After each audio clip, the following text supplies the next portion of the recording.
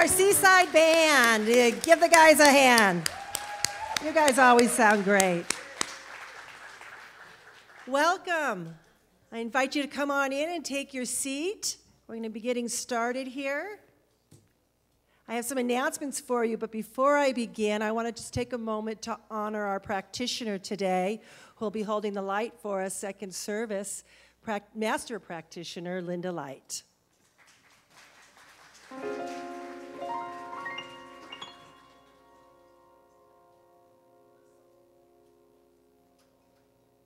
Please know that we always have a practitioner at service holding the light in the prayer center in the back. And then our Seaside practitioners are always available for you for prayer. Our phone numbers are all in the Inside Seaside program. You can call any one of us for prayer at any time.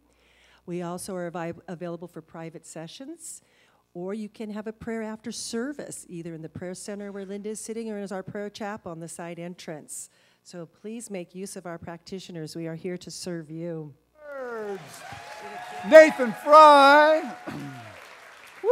Oh my, ain't no mountain high enough, valley low enough. I can assure you there was nothing like that in the little village of Potrero, where I had just spent a few days. So that's why I was live streaming you guys to get my seaside fixed. So anyway, here I am, lessons in creativity.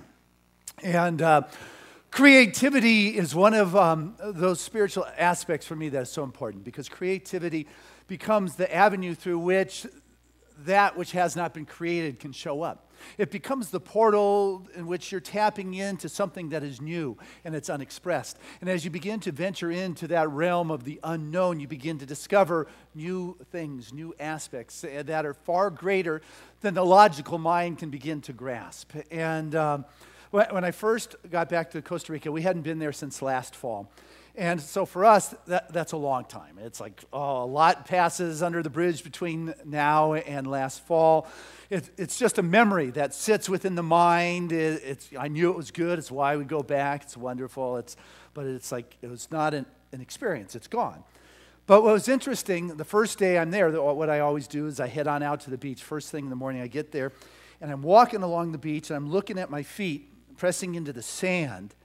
And it's like in a moment, those 6 months, it disappeared. And it's like, here are my feet walking just as they had been walking yesterday. And I looked out upon the bay and the peninsula and the buildings, and it's as if just yesterday I was looking at the time collapsed. It disappeared. All of a sudden, I returned back, and it was like this continuity of where I was. I was watching our next-door neighbor's golden retriever play on the beach. And it instantly took me to my dog, Sage, when it was a little puppy, and we were playing. And as if time just disappeared, I was back in the moment, in the memory of the experience of playing with my little puppy, Sage. And it just leads me to think of the creative aspects of what you can begin to play with in the realm of consciousness. Imagine if you hadn't meditated for a while. I'm sure you do it all the time, every day, but...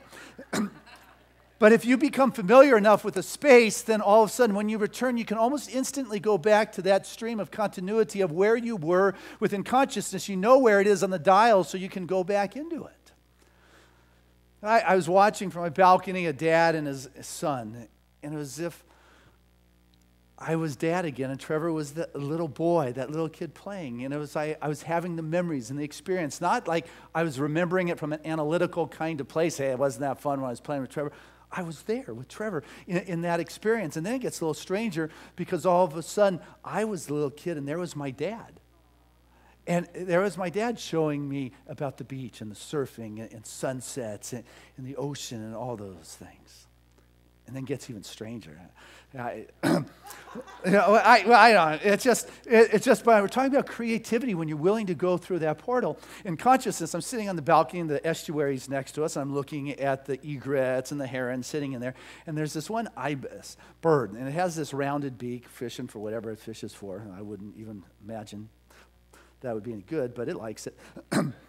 And it just brought up the vision of the Egyptian god Horus, and it's rounded beak. And all of a sudden, I started going to that place in the Egyptian time. It's like I was walking along the Nile, and I could feel the commotion and the activity that was going on. I could feel the heat upon my body. I could sense the worshiping of Ra, the sun god. I could feel the love of family and relationships in the time. And I started thinking, now, was this a previous, when I traveled there in this lifetime, or was it a previous lifetime that I was having? And all of a sudden, when I began to recognize, as soon as I began to try to analyze the experience, it's gone.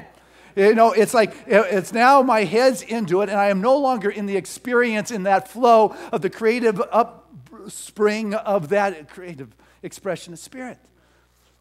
I'm getting out there. So I'll save it for my meditation class later this month. You know, try to get back more to this world. And really what mindfulness is, let me get there. That's more relevant and usable. It reminds us to be present in the moment here, to be present in the moment and be open and receptive to the manifestations of spirit in our life, in our world. Thich Nhat Hanh, wonderful Vietnamese Buddhist monk, he said, true miracles is not walking on water or walking on air. It's walking on the earth. It's walking here. Because this is where I am now. You would think that's the easiest thing is to be here now. Good old Ram Dass, thank you for that book.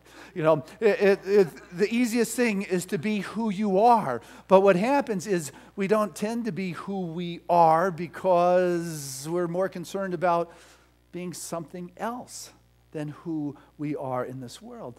And this time here is so short. I was watching these sunsets, and it's going down right straight out in the west in our place right now. It's going behind the two islands at the mouth of our bay, and as soon as the sun kisses that ocean and that bright yellow just explodes, and there's this column of light that goes into the heavens, and it lights up the bottom of the gray clouds with the pinks and the fuchsias and the oranges and the yellows, and it's vibrant and alive, and these clouds are sitting now in what's a baby powder blue sky, and it is just a spectacular moment. And often what is happening is the kids are out there catching the last of the light so they can play in the sun. And I'm just caught up in the awe and the wonder. And then I recognize is that the wonder and the awe is not just because of the beauty of that moment, but also because it's fleeting.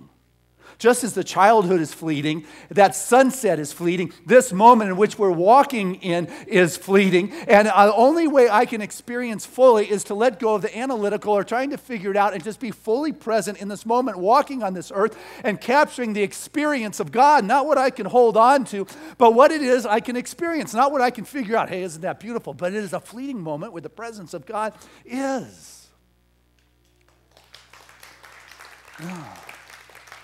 What meditation, I just was reminded more and more, because there's not much else you get to do there, but it is to be receptive.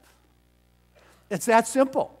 I'm giving the gist of my class. It is an open heart, and it is being receptive. That's it. Joseph Campbell, a wonderful mythologist, he said that the privilege of a lifetime is being who you are. So I come back to, why are we trying to be something else? We're so concerned about what someone thinks of my creative expression, my creative gift, my music, my writing, my art, my business proposal. Get so caught up that I'm forgetting the greatest privilege is to be who I am. Napoleon Hill said, dreams and visions are the children of your soul. They're the blueprint of the ultimate expression for yourself. I like to say they're the previews of your life's coming attractions. You know, that's what you want to be open and receptive to. What is that stirring in my heart and stirring in my soul? Because I want to assure you, you know, what you're looking for, you don't always get. But what you're looking from, you always get. That's right. You know, we're so much, we want this, but the truth is our world is a reflection. It is giving back. You are a creative master. You know how to create miracles and wonders and sunsets. And you can make time collapse. You can go back and forth between here and there just by being present in this moment. It is amazing what is possible. And you get to decide what it is I'm going to look from. Am I going to look from the limitation? Am I going to look from scarcity? Am I going to look from fear? Or am I going to look from the beauty? Am I going to look from the joy? There may be people who are caught up in the concerns of this world and this planet, but you know what? I'm going to recognize I'm walking on Eden. I'm surrounded in a rainforest of God's creations and the sounds and the beauty and the spectacular gifts that are being offered. I'm going to choose to come from this kind of place. Yes. Now, Ernest Holmes says we're bound because we're first free. That's right. You know, you can have all the challenges you want and the constrictions, but it's only because you have been given the choice to have that or not have that. It doesn't matter what you plug into that electrical socket. There's a current flowing through there, and it's going to produce what you put a blender, you get a nice margarita for this time of the year. You stick your finger in there, you get fried. You know, it doesn't care. You know, in this world in which we walk, it doesn't care. You are bound because you are first free, and the choice you have made is out picturing in your world. What is going on in your world is the out pushing, the out manifestation, the outing of the inner kingdom, the inner world. And what's going on? Look at it, because that is like a snapshot of what's going on inside. Yeah, but I didn't really create this. Look at it. The Buddhists will tell you it is about seeing, right seeing, and knowing. It's not about hoping, thinking, wishing. It is about a rigorous examination, even of your personal agendas. Am I willing to take a look at this and see what's going on in my life and in my world? If it's not working, it's because you have become demotivated, if you would, for lack of a better word. I don't know if I made that up or not, but I like it. You know, because you've come into this world with motivation. You take a look at a little guy or a little girl in this world. They have come into this world as a creative genius. And why? And where do they get it? It's from their curiosity and it's from their motivation. As soon as they can learn to walk, they are in the cabinets and cupboards. They are motivated to discover what is here now in this moment, in this life. I've been out in the other world for too long. I finally got some hands, and I'm going to see what's in this cupboard. I'm going to see what's on this planet for me to get into. And as they get a little older, they get excited about school. They start playing school when they're 4, you know. And finally, 5, they get their shiny lunchbox, their new shoes, and their clothes. They go off to school motivated and excited. Parents may be going, oh no, first day of school, and crying. But the kids, they're jazzed. But then after a period of time, many of them don't have the same motivation to get up and go to school. You ever try to wake up your teenager to go to school? You know? Somewhere along the line, they got demotivated. They lost that excitement and that enthusiasm. And so what you want to do is just remove that which is demotivating you. Get creative and realize, what is it? You know, if I have got this experience going on in my life, then maybe I could use this lack of satisfaction as the motivating key to improve my life. Rather than getting critical and cynical, I can get energetic and enthusiastic. I can begin to take action in my life. All of a sudden, I can use this moment to create a dissatisfaction into a motivation to create something that is wonderful in my world. You can use and you can complain, or you can choose to use it to create the wonder and the spectacular, to be that creative genius that you are, to be motivated to discover what is around you that is God expressing, that you can bring forth in a way that is magical, wonderful, and is there to be used by you in this life.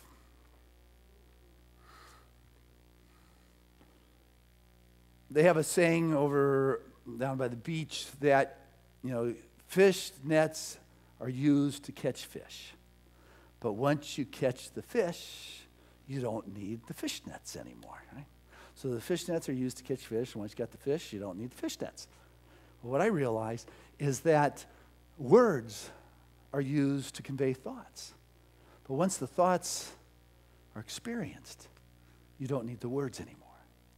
And I say that because I have people who sit in here And when they walk out, they say, Christian, boy, that was great. I just loved what you said. I don't remember a word you said, but I sure feel good, you know? I sure feel uplifted. I feel healed. I don't know what you said.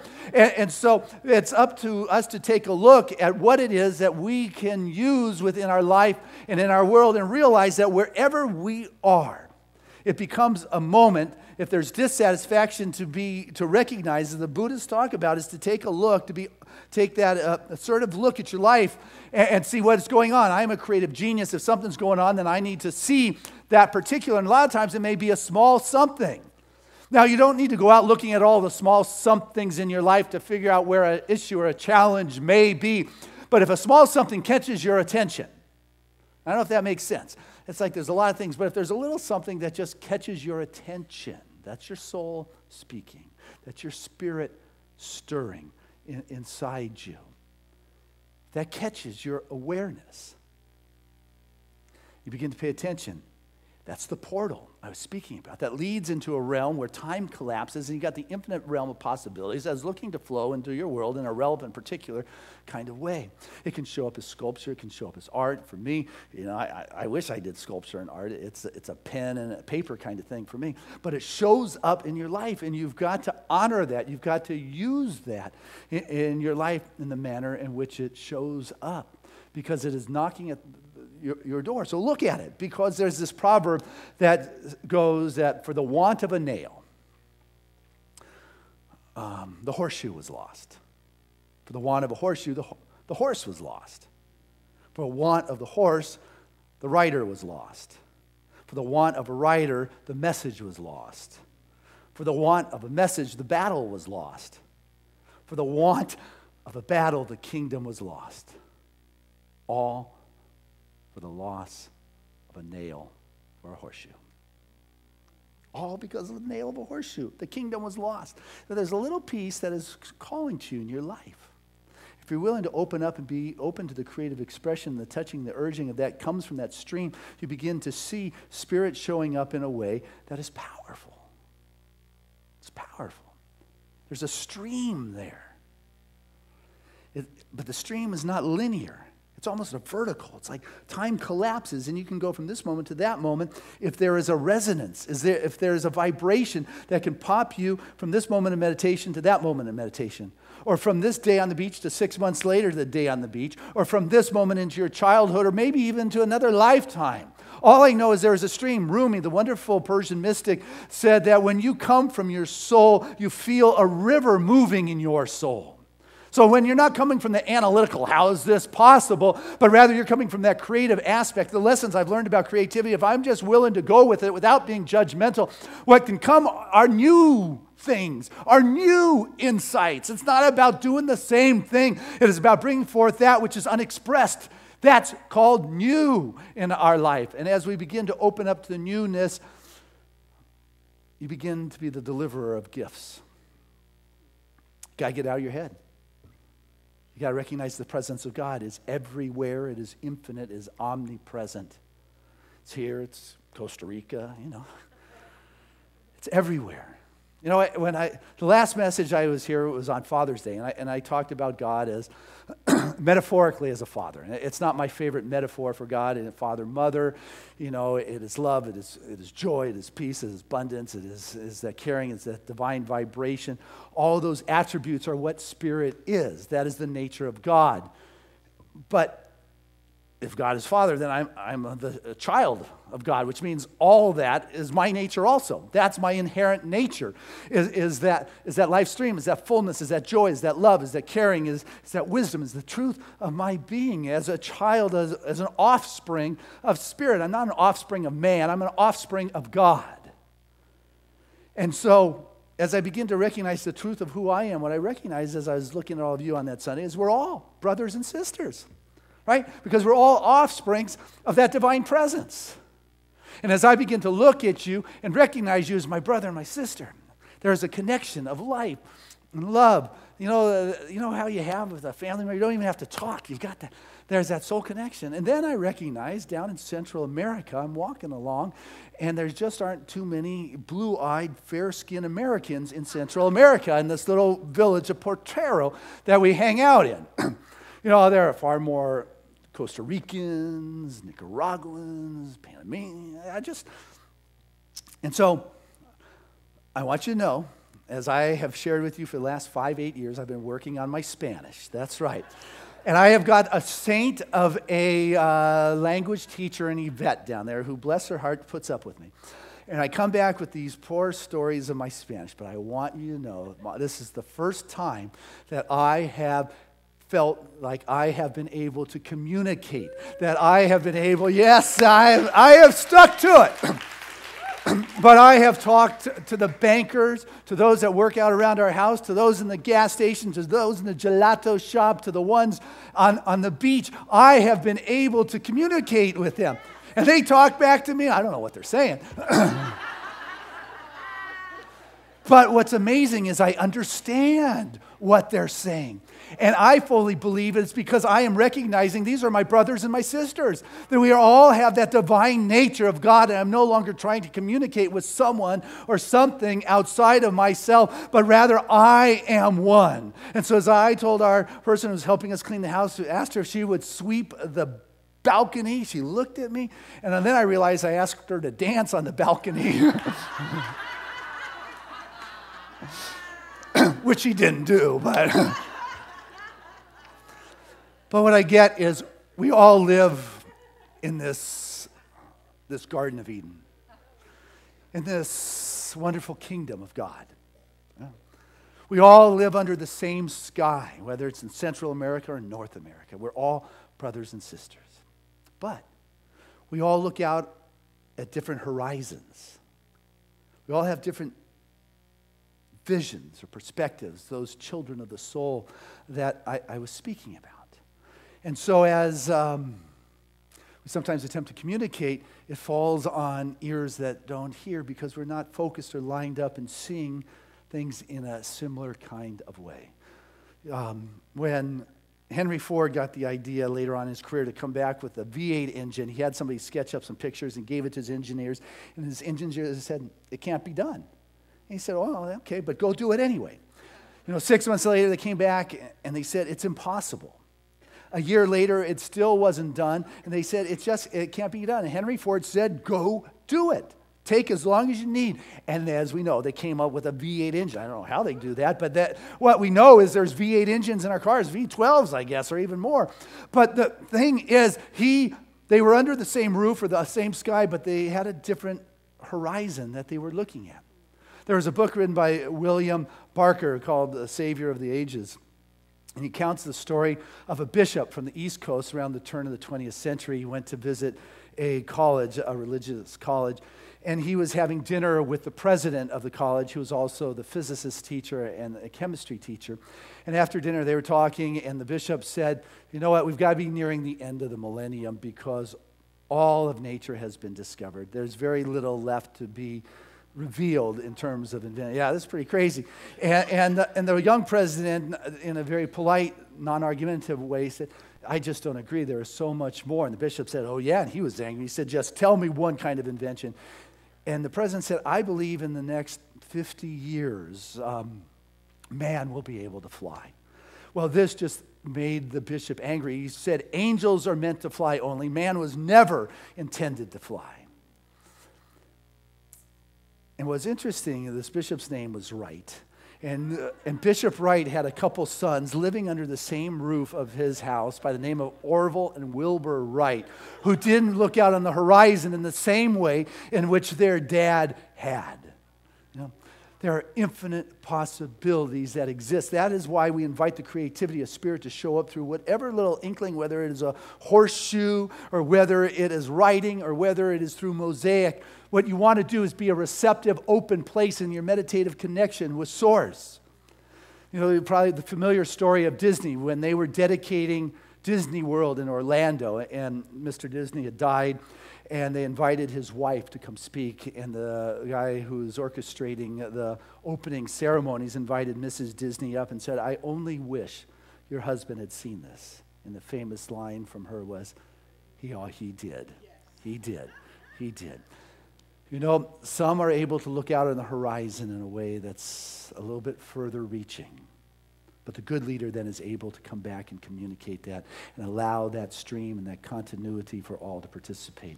And what we don't want to do is steal their soul food.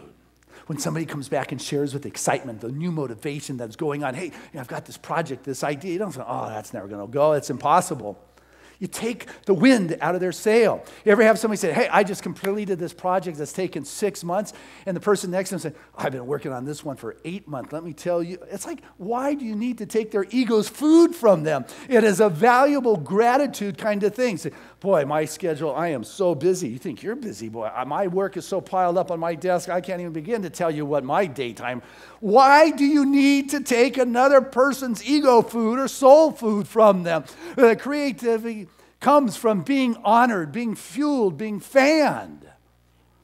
The Spirit of the Lord is upon all of us. And only as there is a welcoming space, not a one-upsmanship. Look at my picture, isn't it better than yours? Or not a saying, oh no, how are they going to judge what it is I have to put out there? But you know what? I'm going to be there. I'm going to be a place where time collapses. I'm going to be walking in Egypt, and I'm going to be walking in this world, and I'm not going to be thinking about it. What I'm going to be doing is emanating that divine life force, that light that will shoot like a beam of light from the ocean to the earth to the heavens and light up the heavens with God's grand and glorious expression that is far more beautiful and creative than my mind could ever have taken. I'm on that trip. How about you?